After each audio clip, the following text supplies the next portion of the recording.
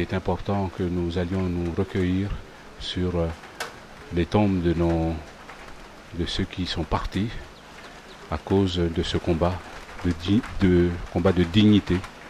Et ici, aujourd'hui, à Tindanit, à Yingen, c'était indispensable de passer à Tindanit, nous recueillir auprès de la tombe, sur la tombe de Jean-Marie, de Loulou et des 10 qui reposent un peu plus haut. Ouais. On t'a vu t'adresser à Loulou, il fallait l'accord des anciens quelque part pour emprunter ce chemin, même si ce sont des élections, des législatives. Tout à fait. Il faut l'autorisation.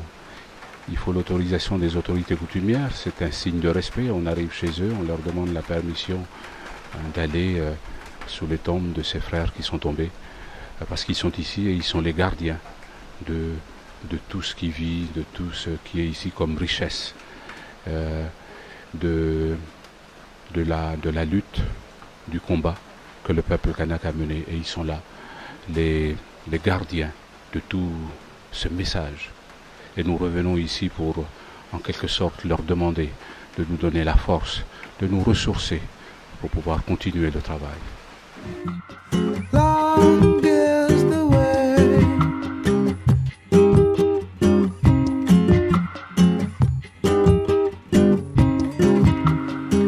Set sail long ago, pledged to fortune and fame, in the woman that I will face, shoulders bent in shame. Almost hope that you broke, solemn promise you made to me. Aujourd'hui, si nous sommes ici, c'est pour vous appeler à nouveau à combattre, que le FLNKS a à nouveau décidé qu'on aille combattre. Combattre sur un autre terrain. Vous savez ce que c'est que la lutte. Vous savez le poids de cette lutte-là, de ce que ça représente comme motivation, comme force, comme courage. Aujourd'hui, c'est toujours le même combat. Tant que nous n'avons pas atteint l'objectif de souveraineté de notre pays, il nous faut aller au combat. 900 professeurs, 900. Mais quand on regarde tous les professeurs qui enseignent à nos enfants dans les collèges et dans les lycées, ce sont tous des gens qui viennent de France. Voyez? Et il faut former. Et donc, il y a une opération qui a été mise en place avec le gouvernement de la Nouvelle-Calédonie et le GIP 4 Avenir pour identifier des jeunes qui veulent aller spécialement se former en France pour revenir ici en Calédonie. Ce bulletin jaune, les camarades ont choisi la couleur de la victoire. Mais c'est une victoire qu'il faut aller chercher. Save a hand for a rich man, in vain for me.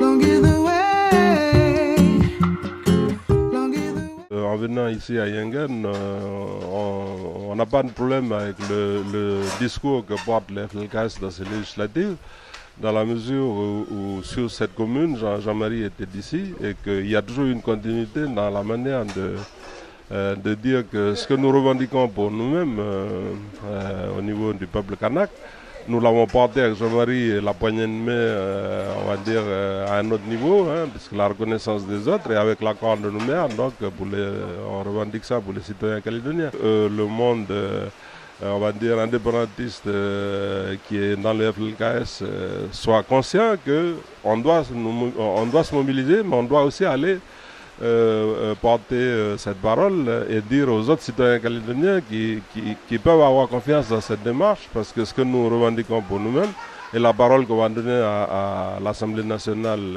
avec son élection, c'est le sens profond qu'on a donné dans l'accord de Nouméa et qu'on ne retrouve pas toujours dans le discours que portent nos parlementaires quand ils interviennent à Paris, quoi. Le choix de la sortie de l'accord de Nouméa, c'est bien par un référendum à partir de 2014. Mais dans l'accord de Nouméa, il y a bien un processus de décolonisation qui a été acté par tout le monde, y compris l'État. Et c'est ce que nous disons régulièrement au groupe parlementaire, qu'ils ont approuvé quand même ce sens quand ils ont constitutionnalisé l'accord de Nouméa. Voilà, c'est un peu tout cela qu'on dit dans la campagne. et d'aller sur la tombe de Jean-Marie Tjibaou, ou de redire ici au village avec les vieux et les gens qui représentent les tribus, c'est un honneur d'être là et puis surtout de sentir que tout le monde soutient cette candidature. Nous on veut surtout, au-delà de la revendication maintenant qu'on a été reconnu, construire le pays, c'est ça. Et donc on doit aller dire ça à l'Assemblée nationale. Jean-Pierre ira le dire parce que nous allons les lire. Mais localement, c'est le discours, ce sont les objectifs que nous visons à travers nos politiques publiques, c'est-à-dire construire une économie viable, jeter les bases d'une société différente de celle que nous avons connue, et puis vivre avec plus d'équité et de partage. C'est l'objectif, c'est notre projet de société. Long is the way, long is the way. There's a car coming this way. It's the first in a line. With a sense of foreboding, I try to see inside. My eyes meet through the brighter veil, eyes that I left behind. Both our hearts have stopped beating, to promises have died. Long is the way, long is the way. Alors Jean-Pierre, on est là à Yengen, un peu chez la famille.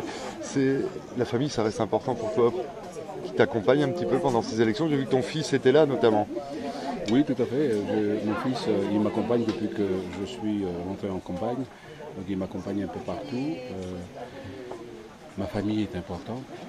Et ici, chez nous, les Kanaks, la famille, ce n'est pas simplement le papa, la maman et les enfants. On fait partie d'un groupe. Et c'est important de revenir à la tribu. Parce que c'est aussi le moyen de se ressourcer auprès des personnes que l'on aime, auprès de sa famille.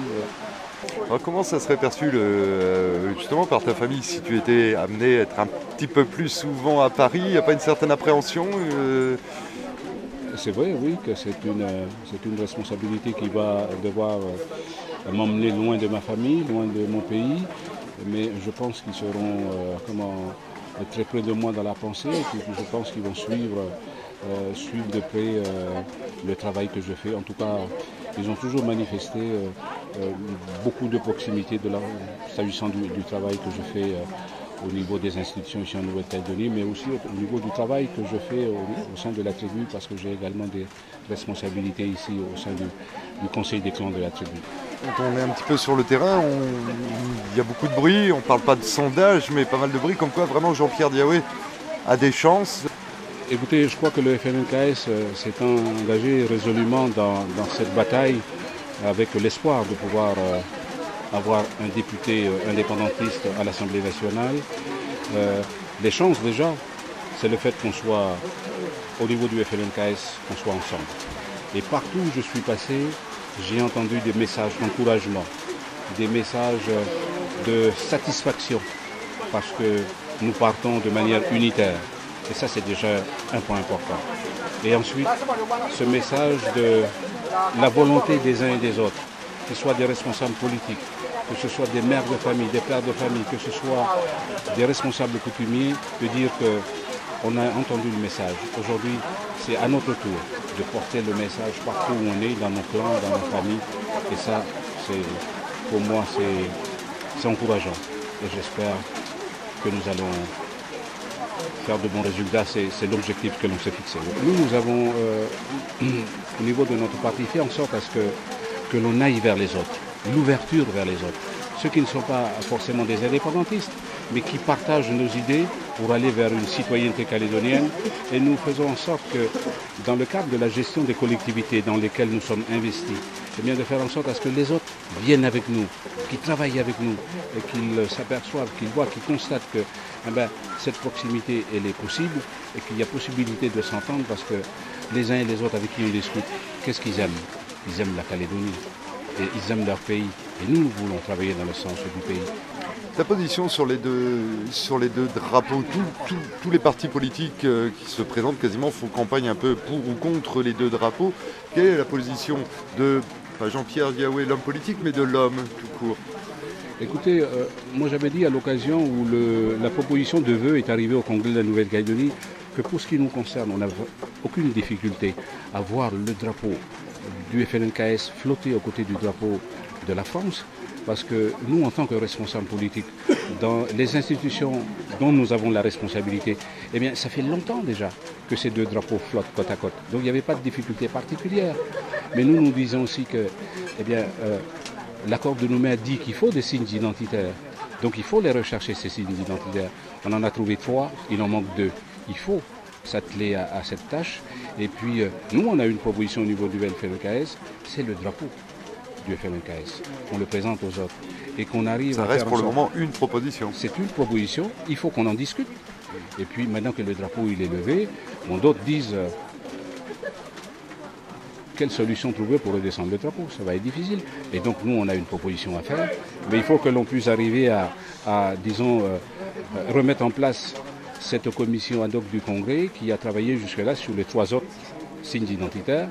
Il faut la réactiver de manière à ce que d'ici 2014, on puisse discuter sur les 2 autres signes identitaires restants. Long either way.